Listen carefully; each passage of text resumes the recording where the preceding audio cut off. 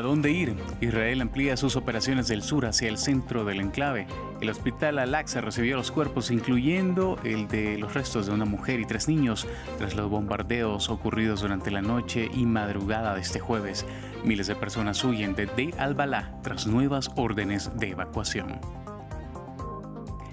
Con oradores de la talla del expresidente Bill Clinton, Nancy Pelosi y Oprah Winfrey, el tercer día de la convención del Partido Demócrata en Chicago intentó convencer a los indecisos a menos de 80 días para las elecciones presidenciales. Tim Walz aceptó la nominación demócrata para ser vicepresidente. Sudán registra casi 600 casos de cólera desde julio. Las autoridades declararon la epidemia que deja 28 muertes. El sistema de salud está deteriorado por el conflicto armado, mientras la llegada de lluvias e inundaciones aceleran la propagación de enfermedades. Buenos días y bienvenidos a esta nueva edición de noticias aquí en France 24. En español les saluda Jorge Hurtado. Vamos a iniciar en el enclave palestino. En Deir al-Balah, en el centro de Gaza, decenas de personas se reunieron para despedir a sus seres queridos. Son las víctimas de los últimos bombardeos. En las últimas horas se reportan más de 20 muertos tras ataques israelíes. Allí miles de palestinos se ven obligados a huir una vez más después de que el ejército israelí emitiera nuevas órdenes de evacuación, las cuales, según expertos, están invadiendo cada vez más las rutas de ayudas y zonas humanitarias. Las órdenes abarcan partes de la ciudad sureña de Han Yunis, así como el campamento de refugiados de Al-Maghazi en el centro de Gaza. Después de 11 meses de guerra y asedio, todos estábamos arruinados y los niños aburridos. Entonces la gente decidió regresar a Gaza. El ejército israelí los vio caminando por la calle y los ejecutó. Vamos a cambiar a noticias de la otra guerra, la de Ucrania. Los refuerzos enviados por Moscú no contienen la ofensiva sorpresa ucraniana en la región rusa de Kursk, que cumple ya 2 semanas. El presidente ruso acusó a Ucrania de intentar atacar la central nuclear rusa de Kursk, donde más de 133.000 personas habían sido evacuadas. Pero en Ucrania, los combates se intensifican en la región ucraniana de Donetsk, sobre todo en Pokrovsk, Toretsk y Chasiv Yar. Allí los avances rusos desplazan a miles de residentes. Por ejemplo, los niños de 90 municipios han sido evacuados, pero más de 4.000 permanecen en las inmediaciones de la línea del frente, según las autoridades.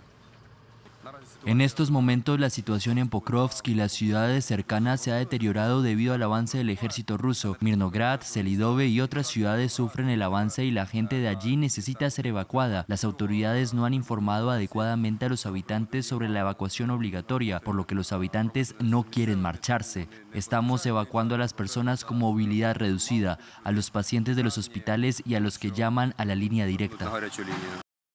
En Estados Unidos cerró el tercer día de la Convención Nacional Demócrata con figuras estelares que incluyó al gobernador de Minnesota y compañero de fórmula de Kamala Harris, Tim Walz, quien aceptó formalmente la nominación al candidato como vicepresidente. También estuvieron la presentadora estrella de los medios Oprah Winfrey y también el expresidente Bill Clinton. Veamos los detalles. Es su presentación formal ante el pueblo estadounidense y su primera gran prueba en la escena nacional desde que el poco conocido Tim Walz fuera nombrado compañero de fórmula de Kamala Harris hace solo 15 días. En su discurso de aceptación de la candidatura demócrata a la vicepresidencia, el gobernador de Minnesota se inspiró ferozmente en el tema del día, una lucha por nuestras libertades.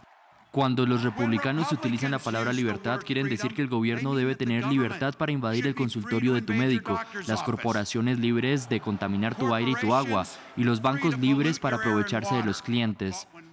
Cuando los demócratas hablamos de libertad, queremos decir libertad para hacer una vida mejor para ti y para la gente que quieres.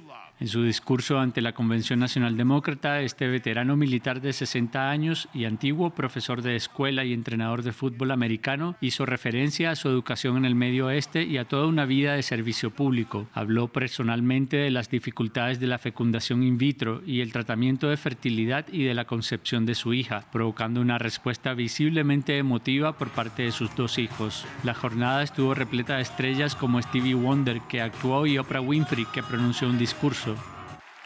No nos harán retroceder, ni nos empujarán, ni nos intimidarán, ni nos echarán atrás. No vamos a retroceder. Otro de los invitados estelares fue el veterano de la convención política, el expresidente Bill Clinton, que acusó a Trump de ponerse por encima de los votantes. Así que la próxima vez que le oigas, no cuente las mentiras. Cuenta las veces que dice yo. La expresidenta de la Cámara de Representantes, Nancy Pelosi, y el secretario de Transporte, Pete Buttigieg, también comandaron el mensaje de la campaña. La convención de 4 días termina este jueves, cuando la vicepresidenta Kamala Harris aceptará formalmente la nominación presidencial de su partido, y adelante quedan menos de 80 días para convencer a los votantes indecisos. Por su parte, el expresidente estadounidense y candidato republicano a la Casa Blanca, Donald Trump, realizó su primer meeting al aire libre desde el intento de asesinato en julio. El evento se destacó por medidas de seguridad reforzadas y la presencia de un vidrio antibalas que protegió al exmandatario durante su discurso. El evento se realizó en Asheboro, en el estado clave de Carolina del Norte. Vamos a Sudán. Un nuevo brote de cólera causó la muerte de 28 personas. La epidemia de cólera es solo la última crisis de Sudán, donde los combates entre los paramilitares de las fuerzas de apoyo rápido y el ejército regular generan riesgo de hambruna a más de 25 millones de sudaneses. El informe es de Samuel Salgado Castro. Explosión de cólera en Sudán. Las malas condiciones climáticas y la crisis humanitaria causada por la guerra entre los paramilitares Fuerzas de Apoyo Rápido y el ejército sudanés originaron este nuevo brote de cólera. Este año hemos alcanzado casi 593 casos y 28 muertes. Estamos recibiendo informes en las 24 horas del día con un proceso de seguimiento muy eficaz en todos los estados sudaneses. De los casi 600 casos en lo corrido del año, más de 350 se han registrado solo en las últimas semanas. Las intensas lluvias estacionales han provocado mortíferas inundaciones y el mal tratamiento de aguas residuales. La contaminación de las fuentes de agua es el principal foco de transmisión del cólera.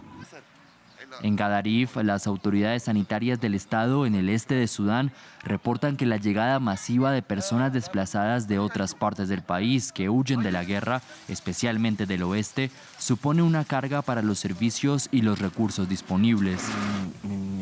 Más del 80% de las enfermedades que enfrentamos están relacionadas con el deterioro del medio ambiente, ya sean enfermedades transmitidas por insectos, enfermedades debido a la calidad del agua o enfermedades relacionadas con la falta de alcantarillado adecuado y la falta de disponibilidad de sanitarios adecuados.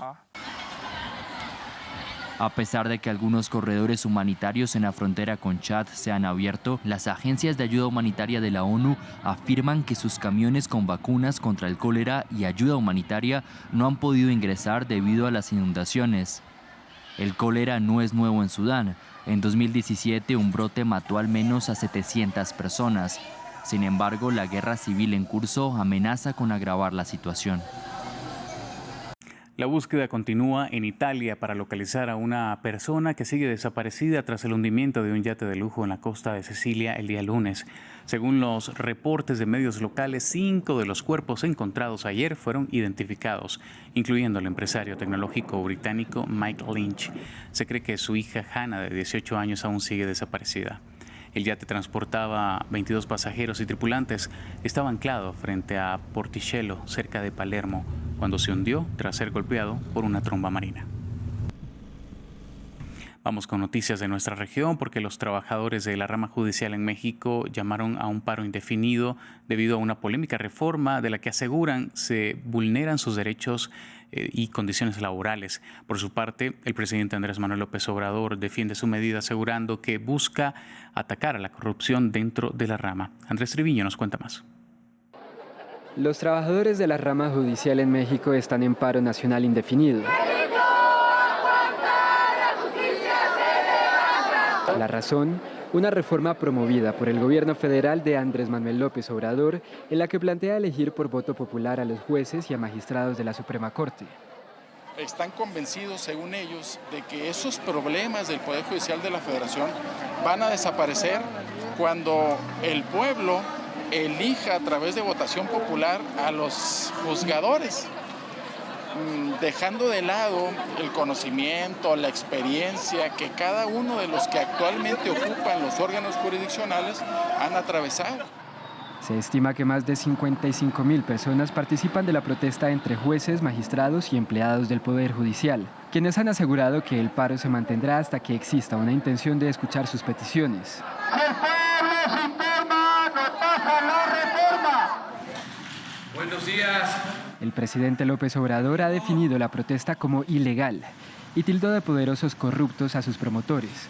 Aseguró que el Poder Judicial está podrido y responde a la oligarquía, aunque prometió que respetará las manifestaciones contra la reforma que defiende.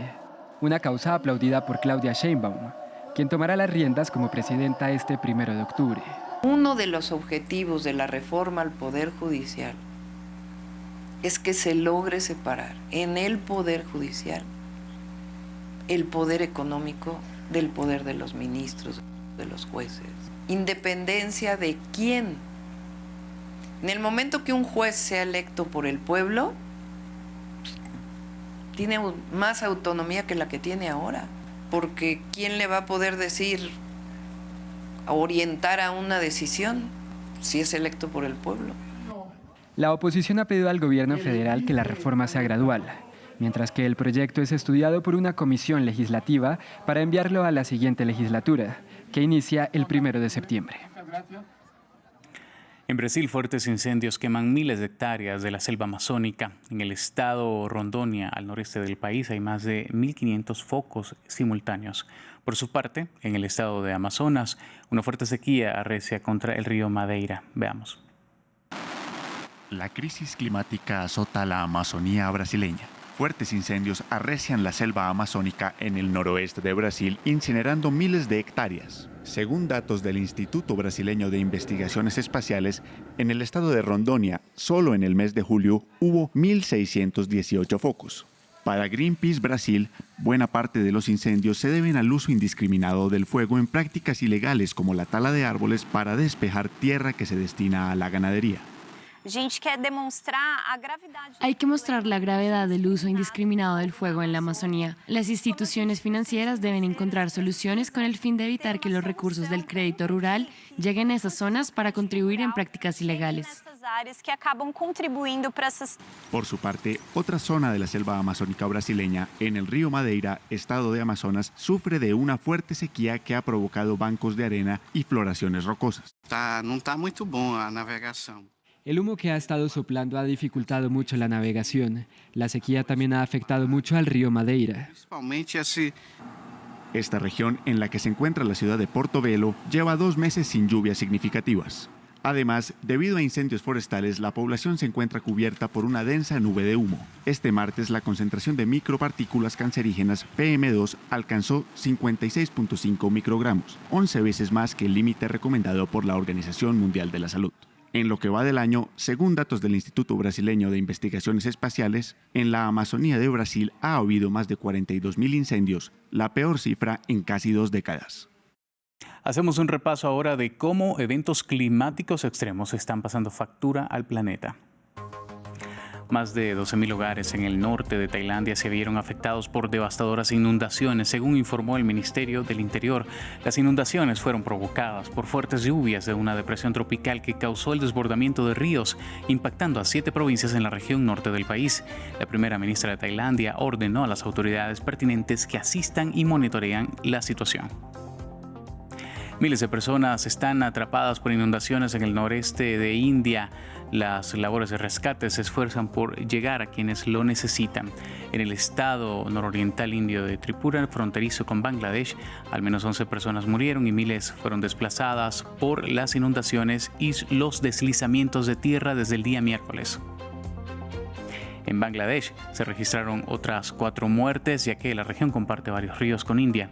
El Departamento Meteorológico emitió una alerta roja para Tripura, lo que provocó el cierre de las escuelas durante 2 días después de que las fuertes lluvias sumergieran varias zonas, incluida la capital del estado, Agartala. Y de esta forma llegamos al final de esta edición. Usted continúe con más aquí en France 24 en español.